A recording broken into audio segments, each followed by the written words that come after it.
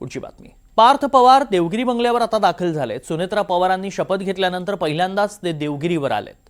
दरम्यान सुनेत्रा पवार आज देवगिरी बंगल्यावरच राहतील अशीही शक्यता आहे। त्यामुळे त्या बारामतीला उद्या जाणार असल्याची माहिती मिळतेय।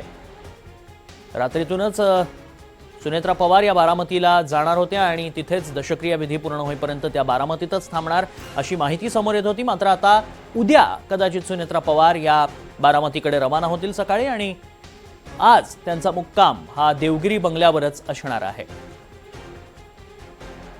या बंगल्यावरती आता पार्थ पवार देखील दाखल झालेत आणि आज त्यांचा मुक्काम हा याच देवगिरी बंगल्यावर असणार आहे।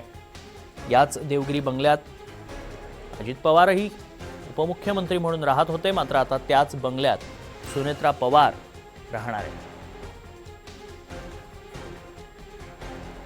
अधिक माहिती जाणून घ्या आमच्या प्रतिनिधी जुई जाधव सध्या संपर्कात आहेत। जुई, काय अपडेट्स मिळत आहेत?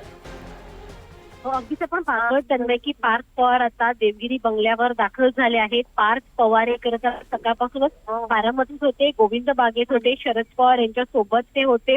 मात्र शपथविधी सोहळ्याला पार्थ पवार अनुपस्थित होते आणि आता पार्थ पवार हे देवगिरी बंगल्यावर दाखल झाले आहेत। खरं तर अशी माहिती आपल्यापर्यंत मिळते की पार्थ पवार हे शरद पवारांसोबत होते आणि त्यांना मनवण्याचा पूर्ण प्रयत्न करत होते की म्हणजे जे काही झालं ते विसर आणि आता आपण एक येण्याची गोष्टी ही सुरू होती अशी शक्यता वर्तवून जाते।